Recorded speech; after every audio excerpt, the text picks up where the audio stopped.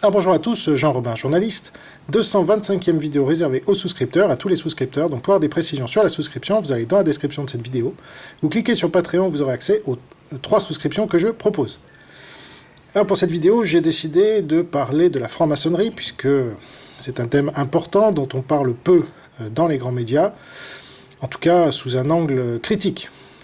Il se peut qu'on ait des couvertures de magazines sur la franc-maçonnerie, ça fait partie des marronniers, comme on dit, mais ils sont toujours bienveillants et ne révèlent jamais vraiment les desseins de ce sorte de club d'influence très important dans notre pays, depuis longtemps. Et donc moi je suis l'auteur d'un livre qui s'appelle « Le livre noir des francs-maçons ». Donc je vais vous en lire un certain nombre d'extraits dans cette vidéo réservée aux souscripteurs, puisque le livre n'est plus disponible à la vente pour l'instant. Et donc vous allez avoir ce privilège que je lise un certain nombre d'extraits. Et donc en présentation, disons, de cette vidéo, j'ai décidé de rendre public un témoignage sur le fait que, et ce sera la première fois que j'en parle depuis 20 ans que ça a eu lieu, comment j'ai failli devenir franc-maçon. Alors j'avais 20 ans, ou 21, alors je ne sais plus quelle année exactement, mais ça devait être 1998. Donc tout ce que je vais dire là, c'est de mémoire, mais j'en ai jamais parlé jusqu'à présent parce que j'estimais que c'était pas vraiment d'utilité publique, mais puisque ça revient souvent là avec Richard Boutry notamment, etc., la franc-maçonnerie, alors il faut arrêter de fantasmer sur la franc-maçonnerie, mais il faut quand même voir sa réalité. C'est-à-dire que beaucoup des membres de l'oligarchie en font partie, et donc les loges sont très influentes sur les programmes, sur l'idéologie qui est poussée par notre oligarchie mondialiste. Donc, ce témoignage, c'est que quand j'avais 20 ans, donc je suis monté sur Paris à l'âge de 18 ans, pour y faire des études supérieures de commerce, et j'étais jeune, donc je mangeais, je croquais la vie, comme on dit, à pleines dents, et je voulais faire un maximum d'expérience, légale bien sûr, au cœur du pouvoir, qui est Paris. Donc j'ai rejoint les Verts, alors que j'étais plutôt libéral déjà à l'époque, et que les Verts étaient clairement de gauche, voire gauchistes. Donc c'était le mouvement des jeunes Verts, chiches, que j'avais rejoint. Et alors je m'en suis fait virer au bout de 6 mois parce que j'étais systématiquement en désaccord avec eux sur beaucoup de choses. Et même si j'étais en accord avec eux sur certaines choses, ça ne suffisait pas. Donc ils ont fini par me virer, je crois, au bout de 6 mois. Voilà. Donc ça fait partie des expériences que j'ai faites. Et puis j'ai eu l'occasion de rencontrer un franc-maçon. Alors c'est... Quand j'ai quitté les Verts, je m'intéressais beaucoup à la démocratie. Justement, j'avais fait l'expérience de la démocratie, ou de son absence de démocratie dans un parti. Et donc je m'étais dit, la solution, c'est pas les partis. Il faudrait peut-être réfléchir à la démocratie en général. Mais à l'époque, il était à fond, comme moi, dans la démocratie.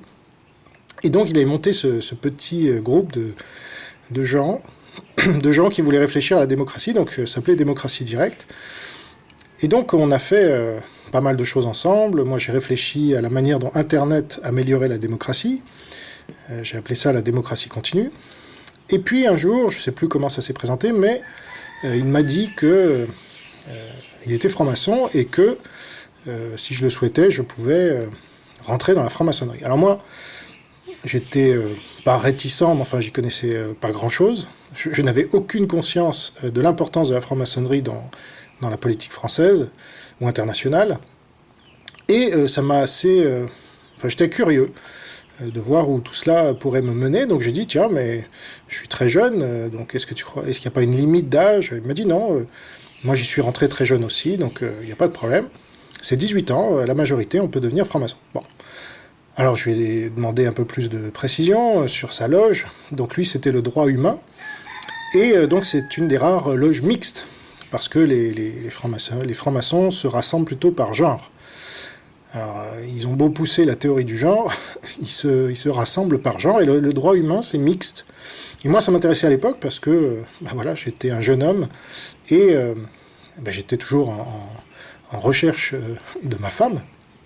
Donc je me suis dit, tiens, la franc-maçonnerie, c'est quelque chose qui fait un tri par l'intelligence, et donc je pourrais peut-être trouver ma femme là-dedans. Bon, voilà où j'en étais. J'étais pas du tout chrétien à l'époque d'ailleurs, je le suis devenu qu'il y a 6 ans. Donc tout ça, voilà, je n'y connaissais rien. J'y suis allé sans idée reçue. J'ai voulu tester, alors j'ai fait donc les premières étapes. Alors je sais plus exactement comment ça s'est passé, mais je crois que c'était un appel téléphonique. Et donc j'habitais à l'époque dans un 12 mètres carrés, dans le 16e arrondissement. C'est une chambre de bonne, dans laquelle j'ai vécu 7 ans. Donc c'était au 59 rue Spontini, dans le 16e à Paris. J'étais pas loin de mon école de commerce, l'ISG, Institut supérieur de gestion. Et dans cette petite chambrette sont venus successivement 2 couples du droit humain à 3 mois de distance. Donc 3 fois de suite, 3 couples différents. Donc c'était leur procédure pour me poser plein de questions, voir un peu à qui ils avaient affaire. Donc ils ont vu que j'étais très jeune, que je vivais dans une certaine pauvreté. Voilà, je payais un loyer dérisoire, mais j'étais pas héritier, pas riche, tout ça. Et malgré ça, donc ils ont continué parce qu'ils ont vu que j'étais pas trop bête. Et donc j'ai passé a priori les tests. Mais j'ai vu que certaines de mes réponses faisaient tiquer quand même, parce que moi j'étais à l'époque pour la peine de mort déjà, enfin je l'ai toujours été, et donc ça les a fait gravement tiquer, mais ils ont dû se dire que c'était une erreur, et que il y avait, tout le reste allait, a priori. Alors un jour, au bout d'un an, c'était assez long quand même, j'ai été recontacté, et on m'a donné rendez-vous pour aller au siège du droit humain à Paris. Je ne sais plus où c'était, mais... Voilà, je me revois rentrer dans ce bâtiment. Et alors là, on m'a accueilli les bras ouverts en me serrant comme un frère. On m'a appelé frère d'ailleurs, alors que j'étais pas du tout franc-maçon encore. Et que je ne le suis jamais devenu, et vous allez voir comment. Mais voilà, c'était un peu aussi cette chaleur que je recherchais, cette chaleur humaine, puisque moi j'étais fils unique, tout seul sur Paris, donc voilà. Et donc... je suis passé sous le bandeau. Donc pour ceux qui ne connaissent pas l'expression, ça consiste à ce qu'on... Donc je suis arrivé dans une petite pièce avec un crâne et une plume, donc ça c'est vraiment pas inventé, je l'ai vécu, hein, donc c'est des symboles de la mort, de la vie, etc. Et franc-maçon, c'est très symbolique. Et donc on m'a mis un bandeau, donc c'est ça, passer sous le bandeau, c'est-à-dire qu'on vous met un bandeau et vous voyez plus rien. Vous voyez juste vos pieds. Et on vous laisse là, alors je sais pas combien de temps je suis resté dans cette pièce tout seul avec ce crâne et cette plume, que j'ai vu en rentrant, mais rapidement on m'a mis le bandeau donc je voyais plus rien, et donc c'est censé vous faire réfléchir à la vie, à la mort, etc. Et puis au bout de peut-être, ça m'a paru long quand même, donc je sais pas, je dirais entre une demi-heure et 3/4 d'heure, quelqu'un est venu me chercher, alors toujours avec le bandeau, donc je voyais rien, une ou deux personnes d'ailleurs, et donc ils m'ont pris par le bras, gentiment, ils m'ont amené dans une pièce où j'entendais beaucoup de murmures. Et donc il y avait beaucoup de gens qui étaient là, je ne saurais pas dire combien, mais enfin au moins une trentaine peut-être. Et on m'a fait asseoir, et à ce moment-là, une personne du groupe, je ne saurais dire qui, mais je crois que c'était une femme, a commencé à me poser une question. Alors tout le monde s'est tu, et puis la question c'était, ils sont allés directement au fait, c'est-à-dire que comme il y avait eu les 3 entretiens préalables, là il fallait arriver, c'était un peu l'entretien, si vous voulez, final avant acception ou refus. Et donc la question c'était, Monsieur Robin, bonjour, nous aimerions savoir pourquoi vous êtes pour la peine de mort. Donc ça c'était assez direct.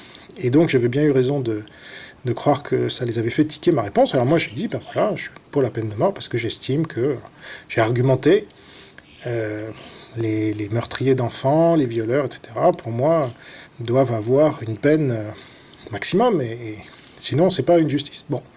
Et là j'ai entendu des...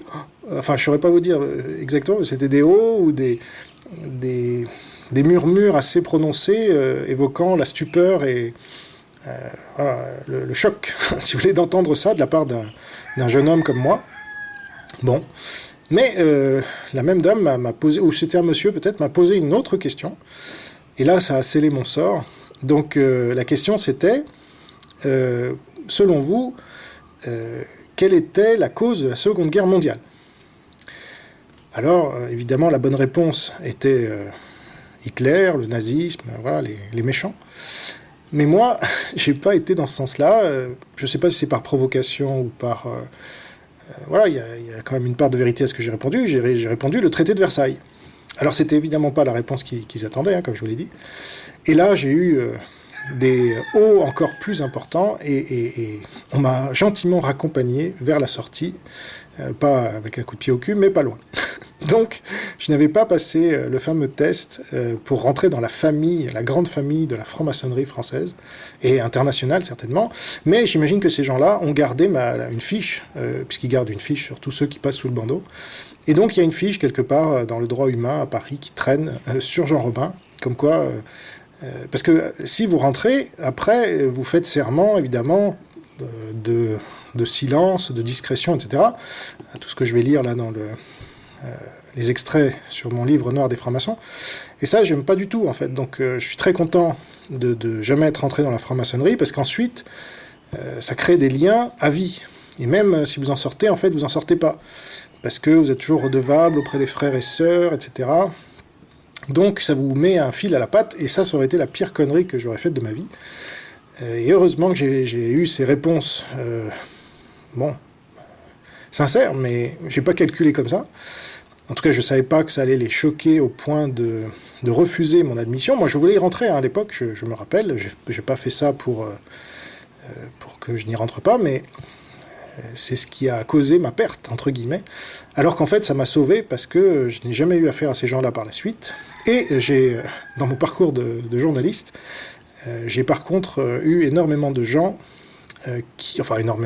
plusieurs, en tout cas 3 ou 4, qui m'ont raconté leur mauvaise expérience avec la franc-maçonnerie, qu'ils avaient essayé d'en sortir, mais que c'était pas vraiment possible. Donc ça, c'est la définition d'une secte, hein, d'ailleurs, quand vous rentrez... Alors eux, ils disent non, c'est pas une secte parce que c'est difficile d'y rentrer. Une secte, c'est facile d'y rentrer, difficile d'en sortir. Mais alors je veux bien accorder que c'est difficile de rentrer dans la franc-maçonnerie. Encore que, si vous connaissez les bonnes réponses, voilà, si vous êtes dans le politiquement correct, si vous êtes dans l'idéologie dominante, progressiste, socialo-communiste, là, vous n'avez aucun problème. Mais dès lors que vous ne rentrez pas vraiment dans les cases de la bien-pensance, comme on dit, là, vous n'avez pas grande chance. Donc, finalement, voilà, je n'ai jamais fait partie de la franc-maçonnerie. Et finalement, c'est un sujet qui m'a peu intéressé jusqu'à ce que je fasse ce livre noir des francs-maçons, dont je vais vous lire des extraits pour les souscripteurs. Et je m'en porte très bien parce que je vois que ça apporte plutôt des ennuis qu'autre chose et qu'il y a vraiment ce culte du secret qui me dérange. Moi, je suis chrétien maintenant, donc je suis pour la vérité, je suis pour la transparence et il n'y a rien à cacher normalement. Donc c'est un des problèmes d'ailleurs que pose la franc-maçonnerie, c'est que on a ce culte du secret et on se tient les coudes avant, on passe un serment avant qui est plus important que la justice ou que voilà. Et là il y a plein de magouilles. C'est pas normal. Voilà, je trouve pas que ça fait partie des bons mécanismes en société que de faire passer des liens comme ça secrets avant la justice, voire la police, etc. Donc, voilà, vous avez mon témoignage. C'est pas quelque chose d'exceptionnel, hein, mais les gens qui me suivent depuis longtemps même ne le savaient pas, parce que je l'ai jamais révélé.